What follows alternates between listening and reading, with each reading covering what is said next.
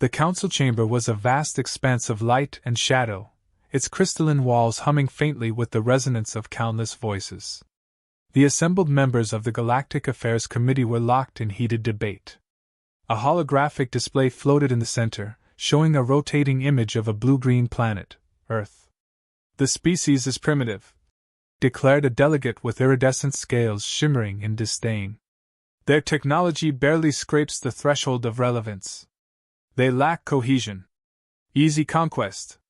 Delegate Kthak leaned forward, his four slender arms resting on the smooth surface of his station. "With respect, this assumption is dangerously flawed. Humans may appear disorganized, but they possess an innate unpredictability, a factor our models consistently fail to quantify." The chamber murmured. Another delegate scoffed, his gelatinous form shifting. "You overstate their importance, Kthak. They are a solitary world with no allies. Their weapons are crude. Their biology fragile. And yet," Kthak interjected, his voice calm but firm, "they have thrived despite these limitations. They adapt at an alarming rate, their culture is saturated with conflict, and they innovate under pressure. These traits make them exceptionally dangerous." The chair of the council raised a segmented appendage for silence. "Enough. The decision is made. You, Delegate Kthak, will deliver the ultimatum. Offer them submission or extinction. Perhaps direct contact will cure you of this fascination." Kthak inclined his head but said nothing. His mandibles twitched as he prepared for the daunting task ahead. The descent to Earth was turbulent, the atmosphere far denser and more volatile than anticipated. As his ship pierced through swirling clouds, Kthak took in the surface below, sprawling cities, jagged mountains, endless oceans. The cacophony of the planet's natural systems unsettled him. It was alive in a way he had never seen, chaotic, untamed. His craft landed in a flat, arid region surrounded by towering sandstone formations. The humans had chosen the location, likely for its isolation. Kthak disembarked, his shimmering form emerging into the harsh sunlight. The heat was oppressive, the air thick with particles. From a distance, a single human approached. Female, medium height, clad in unassuming attire, her stride exuded a disarming confidence. She carried no visible weapon, but Kthak was immediately wary. This was not the demeanor of a species facing annihilation. "Delegate Kthak," she greeted him, her voice clear and even. "I'm Sarah Langford, representative of the United Earth Council. Welcome to Earth." Her tone was polite, almost casual. Kthak inclined his head. "Your species has been deemed a threat to galactic order. I am here to deliver terms." Sarah's lips quirked upward. "How thoughtful of you. Care for some coffee? It's a human delicacy." Kthak blinked, his translator struggling to interpret. Was she mocking him? Before he could respond, she handed him a small, steaming cup. He accepted it hesitantly, the rich aroma both foreign and oddly pleasant. Sarah gestured to a shaded area beneath a portable canopy. "Shall we talk?" Kthak followed, bewildered. This was not the reaction he had anticipated. As they sat, Sarah began scrolling through a device, occasionally chuckling. "You have Wi-Fi on your ship?" "No." "Too bad. I was going to share some memes." "Memes?" Kthak inquired cautiously. "Cultural artifacts," she replied with a grin. "Short bursts of humor or insight. A bit like your Galactic Council debates, but funnier." Kthak's mandibles twitched. This behavior was unnervingly disarming. He shifted the conversation. "Earth's survival depends on your compliance. Do you understand the gravity of this situation?" "Oh, I do," Sarah said, sipping her coffee. "But you see, the thing about humans is that we don't do well with ultimatums." Her voice was light, yet the weight behind her words was palpable. Kthak studied her closely. Despite her relaxed demeanor, her gaze was sharp, her posture unyielding. She was fragile by any biological standard, yet there was something in her that unsettled him, a quiet defiance. "We've faced worse," she continued. "Plagues, wars, extinction events. Yet here we are. Still kicking. You're not the first to underestimate us. Kthak considered her words. The Council had dismissed Earth as an easy conquest, but this encounter suggested otherwise. Humans, with their fragile bodies and chaotic culture, exuded an unsettling self-assurance. For the first time, Kthak felt doubt.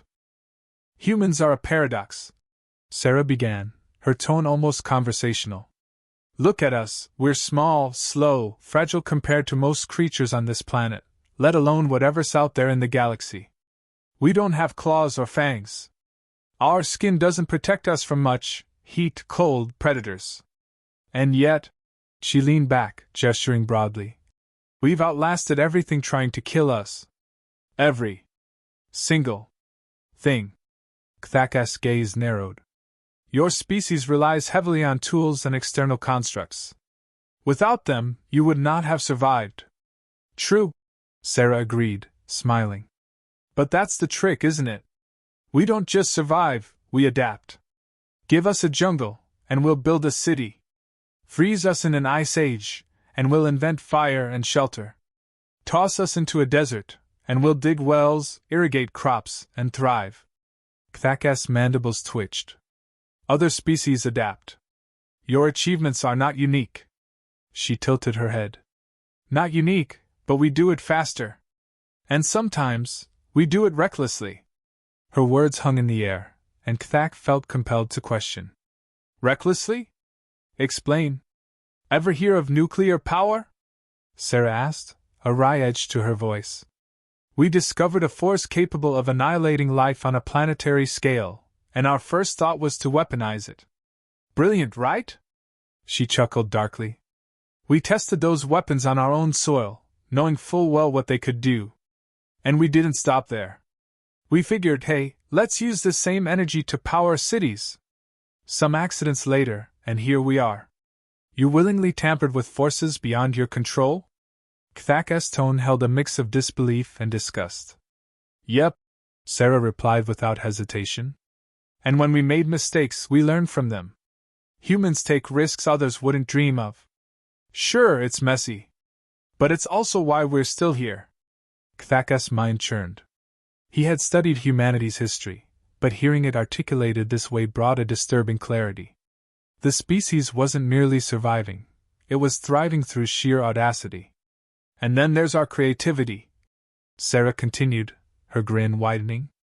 Sometimes it borders on insanity. We didn't stop at inventing things like quantum computing or mapping the genome. We made art, music, stories. Things that have no survival purpose at all. Kthak gestured for clarification. Art and music do not serve functional purposes. They are luxuries. You think so? Sarah's tone shifted to one of mild challenge.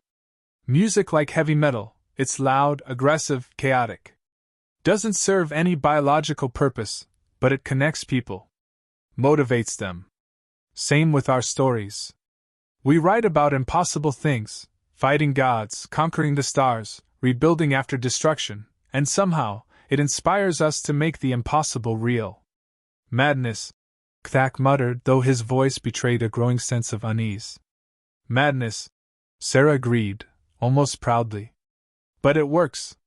Kthak found himself lost in thought. Humans were reckless, illogical, but their achievements couldn't be dismissed. Landing on their own satellite, mastering quantum-level manipulations, even trivial pursuits like music and art, they all pointed to a pattern of relentless ambition.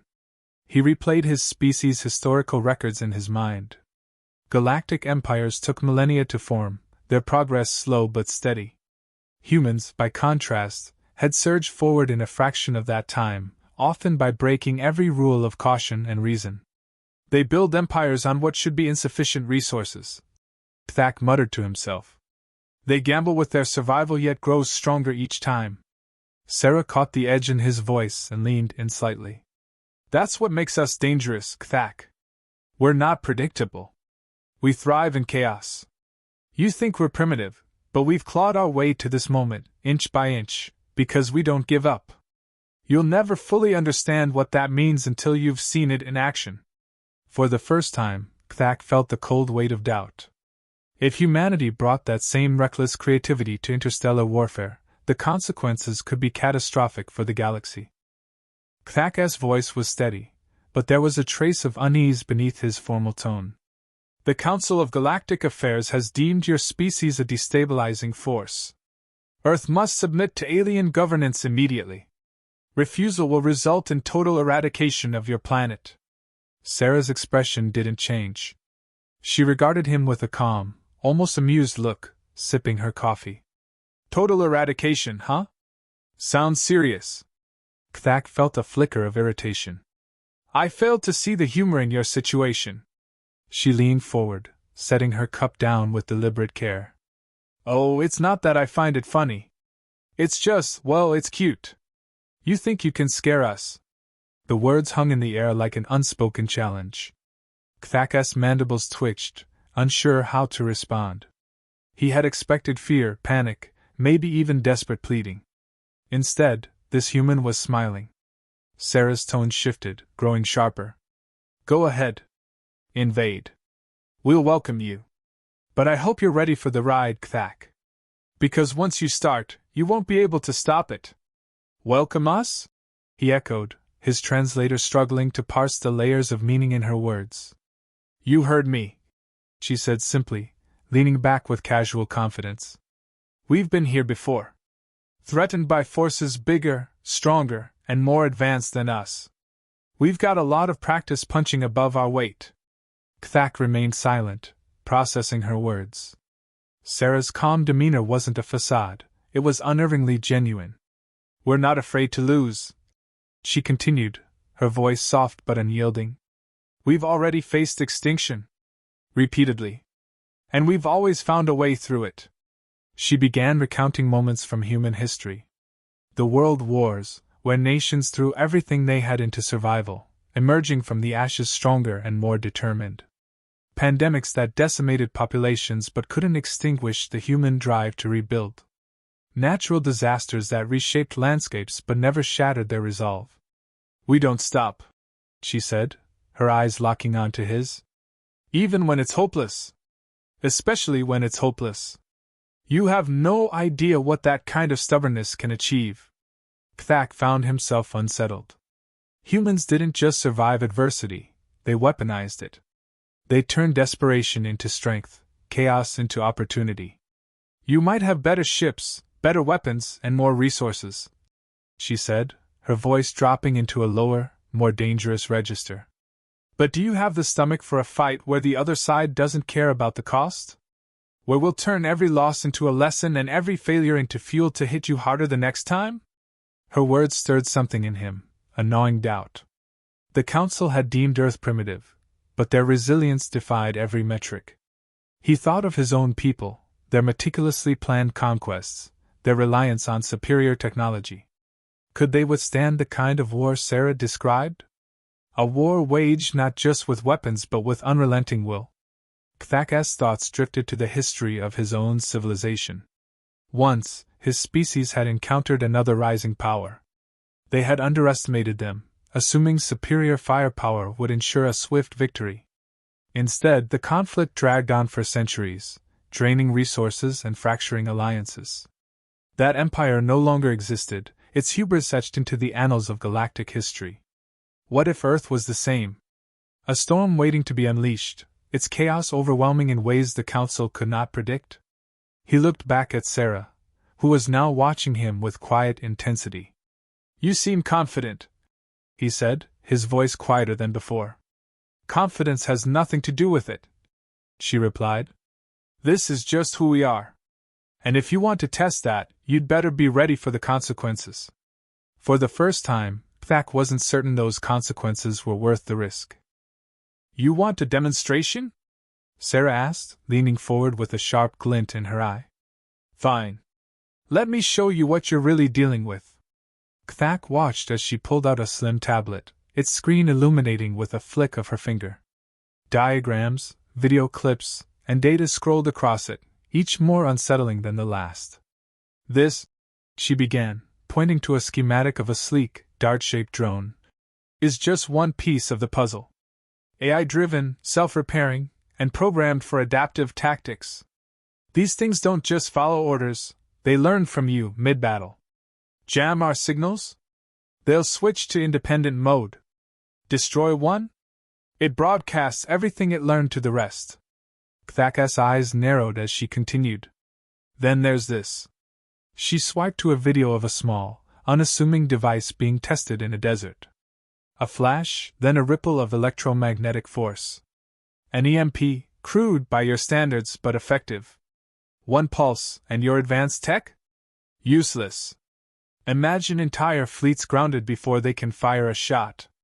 She gestured to another clip. Soldiers moving through dense forests and urban ruins, blending seamlessly with their surroundings. We don't fight like you. We don't line up and charge. We hit where it hurts, vanish, and hit again. Guerrilla warfare is in our blood. Every mountain, every forest, every city becomes a weapon. Kthak's mandibles clicked nervously. These tactics were unlike anything the Council prepared for. And here's the best part, Sarah added, her voice dropping slightly. We don't fight alone. You take one city? The rest of the world stands up. Bomb our infrastructure? We rebuild it faster than you can destroy it. Humanity isn't just billions of individuals, it's a network. A hive mind of sheer determination. She swiped the tablet away, letting the silence sink in. You can invade if you want, Kthak. But you'll find yourself fighting a world that doesn't quit, doesn't break, and definitely doesn't forgive. Kthak's thoughts churned. He had witnessed the fragility of galactic alliances, how they unraveled under pressure. Yet Earth's strength seemed to grow from its diversity, its chaotic unity in the face of adversity. Images flooded his mind, humans rebuilding cities shattered by tsunamis, standing firm in protests against tyranny, collaborating globally to defeat pandemics. Every example showed a species that thrived in disorder, turning disasters into opportunities for growth. How do you manage it? He asked, his voice low. You are so divided in culture and thought. How do you find unity in chaos? Sarah's lips curved into a knowing smile. We don't avoid chaos, we embrace it. When the chips are down, we don't need to agree on everything.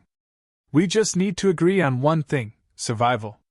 And we're very, very good at surviving. Kthak's unease deepened. He thought of the Council's assumptions, their confidence in overwhelming Earth's defenses. Yet here was a species that turned its weaknesses into strengths, its divisions into resilience. For the first time, he questioned not just the Council's strategy, but its entire understanding of Earth. This wasn't a world ripe for conquest, it was a trap waiting to spring. You understand what this means, don't you? Sarah asked, leaning closer. This isn't just about technology or tactics. It's about us. Humans don't stop. You can try to break us, but all you'll do is forge something stronger. Kthak stared at her, his mind racing. He didn't just see the weapons or the strategies. He saw the spirit of a species that refused to bow, that would turn every defeat into a stepping stone. He straightened, his voice quieter now. Perhaps, the Council has underestimated your kind. Maybe, Sarah replied, her tone softening. But that's their problem. Yours is deciding whether you want to be part of their mistake, or something better. For Kthak, the answer was no longer clear. Humanity's madness wasn't a weakness. It was a force of nature, and no force in the galaxy had ever tamed it. The council chamber buzzed with the hum of alien voices, each species represented in shimmering holographic light. Kthak stood at the center, the weight of his mission pressing heavily upon him. He took a moment to gather his thoughts before beginning his report. Members of the council, he began, his voice steady but grave. I have delivered your ultimatum to the humans. What I witnessed on Earth compels me to speak plainly. An invasion of their world would not merely be ill-advised, it would be catastrophic for the galaxy. The chamber grew silent, the tension palpable. Earth is unlike any planet we have encountered, Kthak continued. Its inhabitants are chaotic, illogical, and reckless. Yet, in that chaos lies their greatest strength.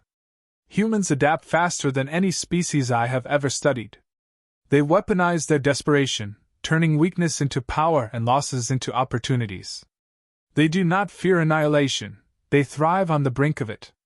A holographic image of Earth shimmered into view behind him. Kthak gestured toward it. This planet is not a conquest waiting to happen. It is a crucible, a forge that has shaped its people into something far more dangerous than their technology suggests. They may lack the advancements of the Council's species, but they more than compensate with their ingenuity and their unrelenting spirit. He paused, the memory of Sarah's confident gaze flashing in his mind. One human said it best, "We're not afraid to lose because we've already faced extinction countless times. If we provoke them, they will fight as no species in this galaxy has ever fought. They will not stop until either we are destroyed or they have redefined the rules of warfare itself."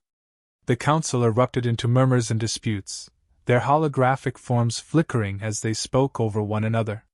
Some dismissed Kthak's report as exaggeration, while others exchanged uneasy glances. "Their technology is primitive," one voice argued.